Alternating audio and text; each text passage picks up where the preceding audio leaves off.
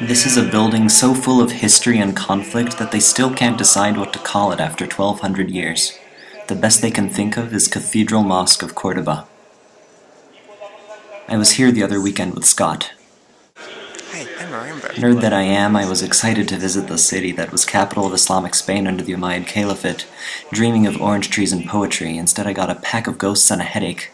The mosque was built by the Umayyads on top of a pagan temple and a Visigoth-era church.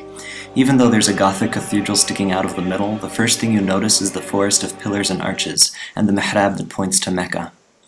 There's still evidence of the pre-Islamic church, including proof that Muslims disapproved of depicting the human form, unless shown in profile apparently. And when the Christians reclaimed it in 1236, the minaret became a clock tower.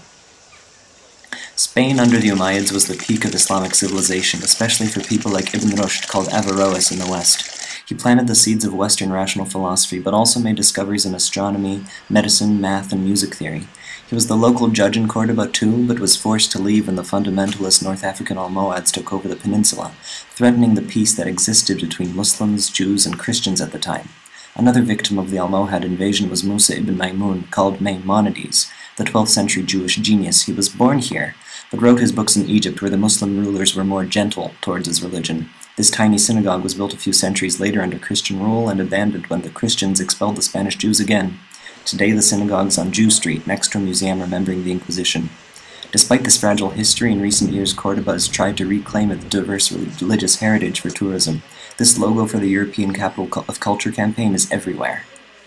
Back at the cathedral, I found myself contemplating the inscriptions left by the builders. In among Abdullah, Qasim, Mas'ud, and Mas'ud, a few of the blocks simply said Lillah, unto God. A few yards away I saw the Jesuit motto, to the greater glory of God, and thought of Georgetown. F. Scott Fitzgerald said that the test of a first-rate intelligence is the ability to hold two opposed ideas in the mind at the same time, and still retain the ability to function. Does the same thing apply to places?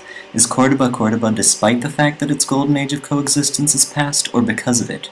Why have modern Spanish Muslims been campaigning to pray here for the past 10 years to the Catholic authorities' refusal? After all, they have their own 21st century mosques now in other parts of town. Like many other European cathedrals, this one is full of tombstones.